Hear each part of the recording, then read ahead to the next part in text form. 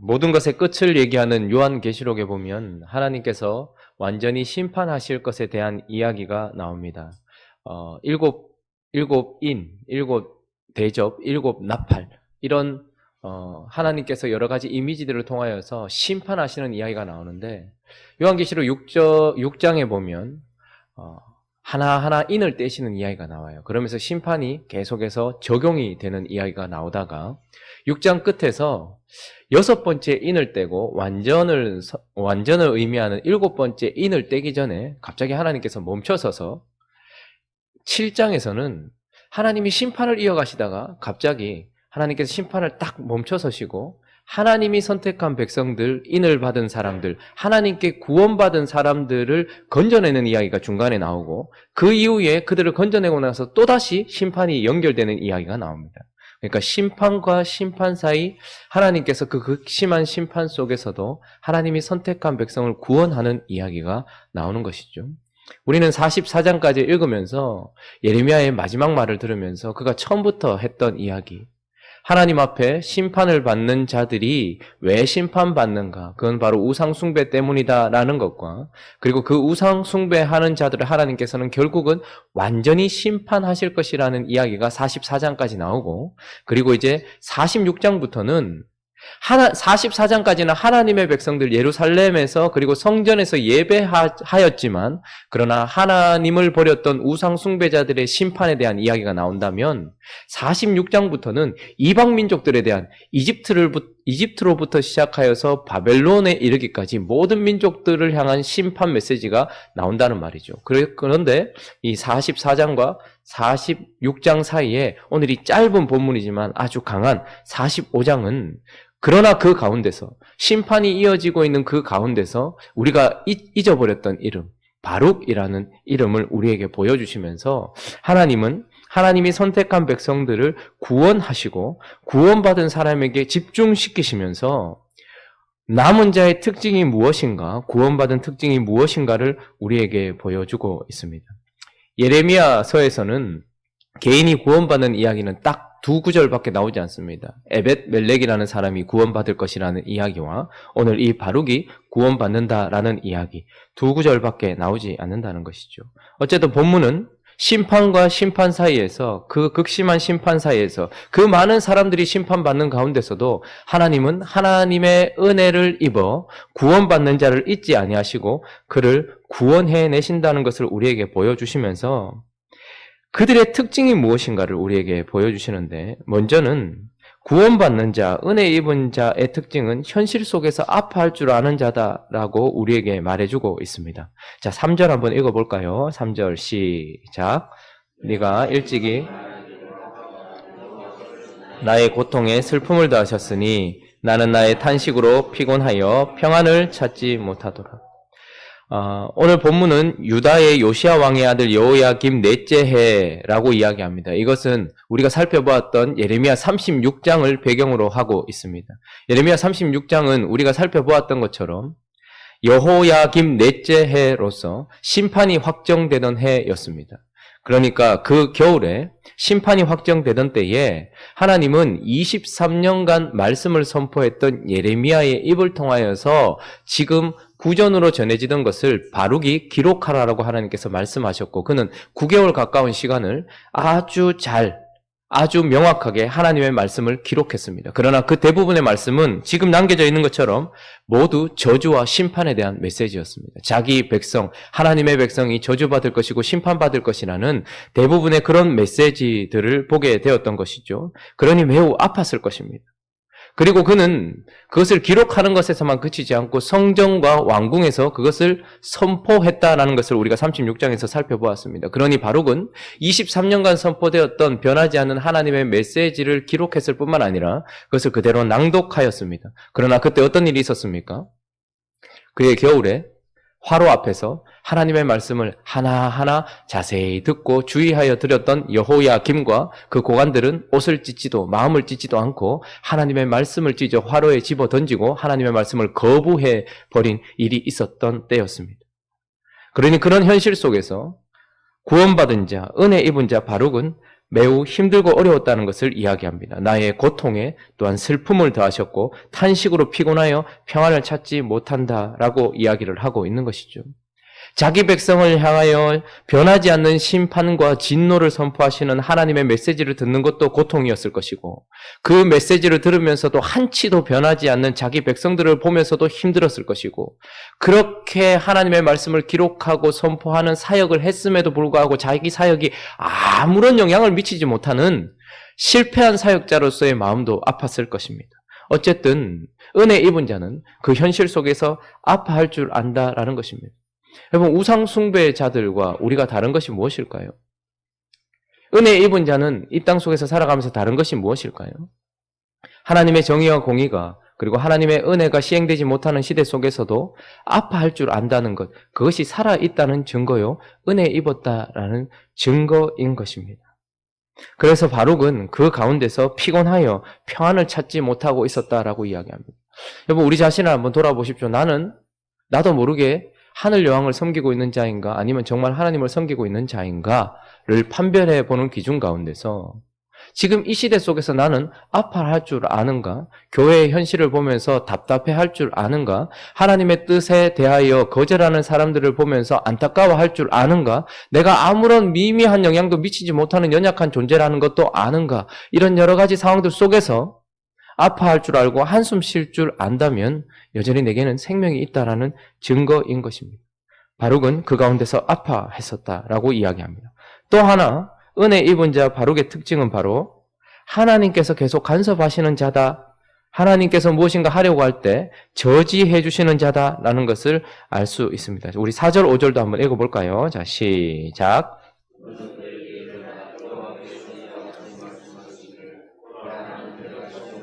헐기도 하며 내가 심은 것을 뽑기도 하나니 온 땅에 그리하겠거늘 네가 너를 위하여 큰 일을 찾느냐? 그것을 찾지 말라. 보라 내가 모든 육체에 자 여기까지 재난을 내리리라. 여기까지 읽겠습니다. 자 4절에 이렇게 얘기합니다. 하나님께서 지금 그에게 이르기를 나는 세운 것을 헐기도 하며 심은 것을 뽑기도 한다라고 이야기를 합니다. 그런데 그 가운데서 하나님이 어떤 일을 하고 계시는데 5절에 보니까 네가 너를 위하여 큰 일을 찾고 있다라고 이야기를 하는 것이죠. 바룩은 자기 자신의 이전 성경 버전에 보면 네가 너를 위하여 대사를 구하느냐 이렇게 나옵니다. 큰 일을 찾았다라고 이야기합니다.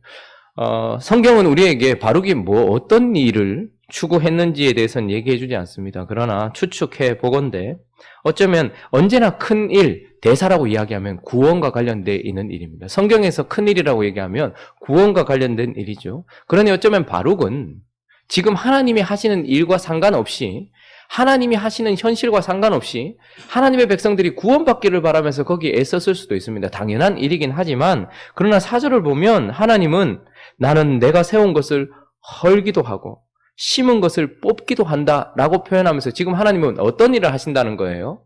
심판을 하고 계시는 상황이라는 거죠. 여러분 한번 생각해 보십시오.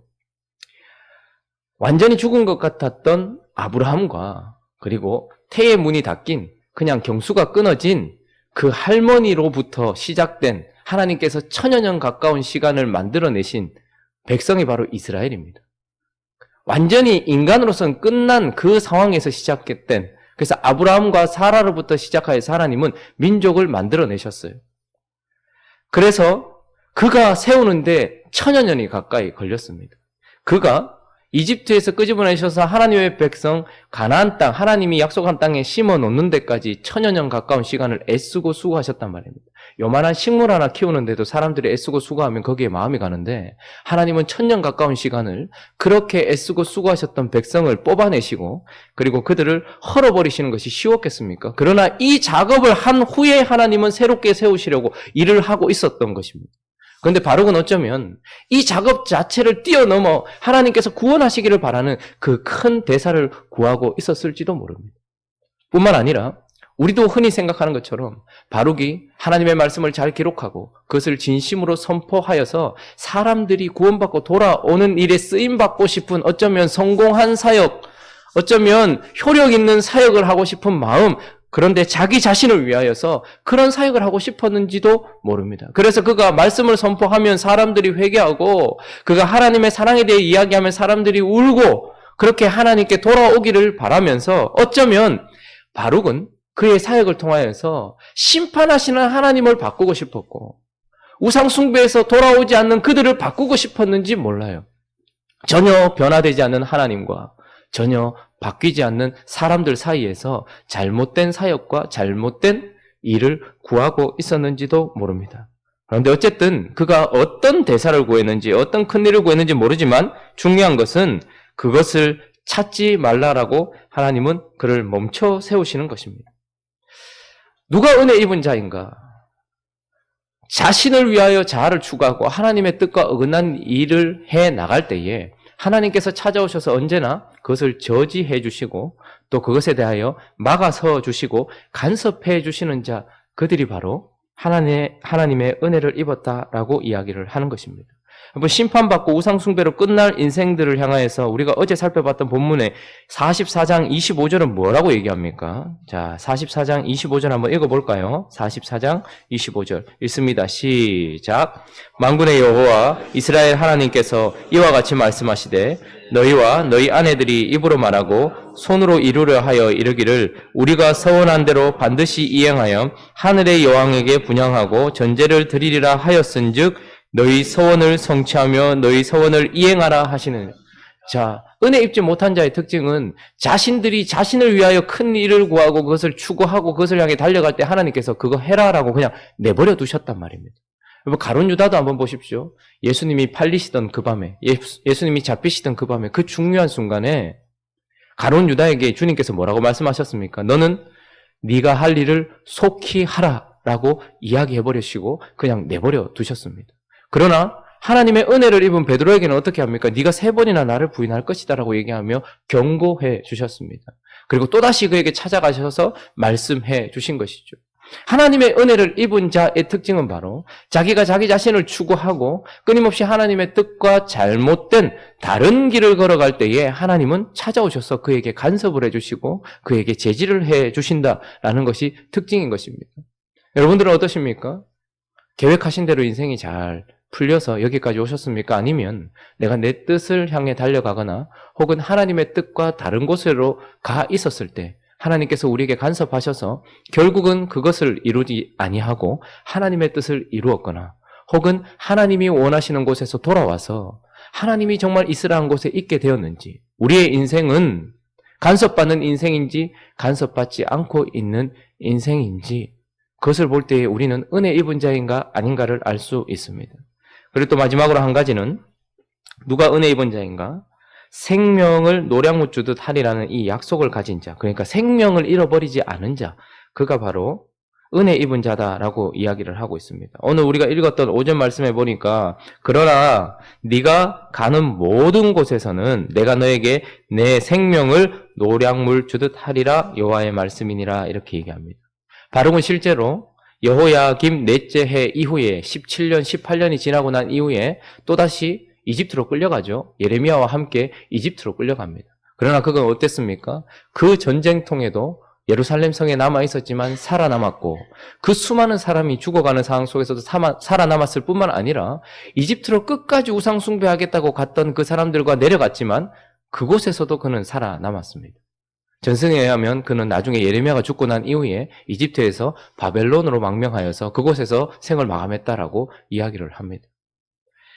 하나님의 은혜를 입은 자는 어느 곳으로 가든지 모든 곳에서 하나님께서 생명을 노량물 주듯 한다라고 얘기합니다. 이것은 바로 육신의 생명, 육신의 안전을 포함하고 있습니다. 그러나 여기서 말하는 생명이란 그렇게 육신의 안전만을 이야기하는 것이 아니고 사람이 살았다라고 하려면 몸에 숨이 붙어 있어야 되고 그 영혼은 하나님과 연결되어 있어야 되는 것이죠.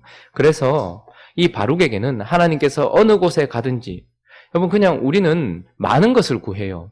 하나님의 은혜를 입었으면 성공도 하고 화려해지고 커지고 사람들이 알아봐주는 인정도 받고 이렇게 생각합니다. 그러나 하나님은 딱 한 가지 우리에게 약속하셨어요. 네 생명, 그거면 충분하다라는 것이죠.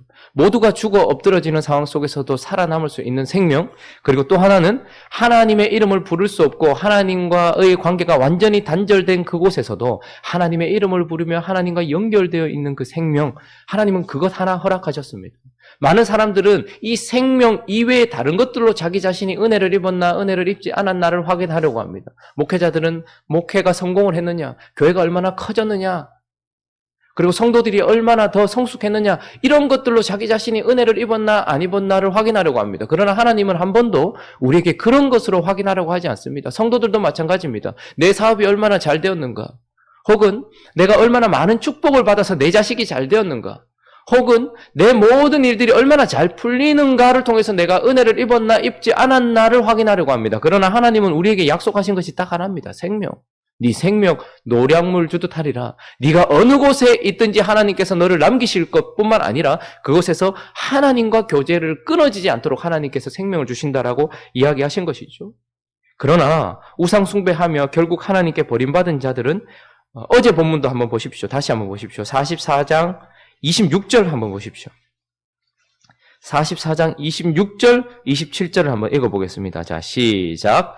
그러므로 애굽 땅에서 사는 모든 유다 사람이여 여호와의 말씀을 들으라. 여호와께서 말씀하시되 보라, 내가 나의 큰 이름으로 맹세하였은즉 애굽 온 땅에 사는 유다 사람들의 입에서 다시는 내 이름을 부르며 주 여호와의 살아계심을 두고 맹세하노라 하는 자가 없으리라. 보라, 내가 깨어있어 그들에게 재난을 내리고 복을 내리지 아니하리니 애굽 땅에 있는 유다 모든 사람이 칼과 기근에 망하여 멸절되리라. 자, 하나님께 은혜 입지 못한 사람은 결국 유다로 피했지만, 유다에서 애굽으로 피했지만 거기에서 모든 사람이 칼과 기근에 망한다라고 얘기합니다. 육신의 안전이 보장되지 않았을 뿐만 아니라 26절은 어떻게 합니까? 다시는 내 이름으로 맹세하며 내 이름을 부를 수 없을 것이다, 이렇게 얘기합니다. 하나님이 그들에게 영적인 생명을 걷어가셔버린다는 것이죠.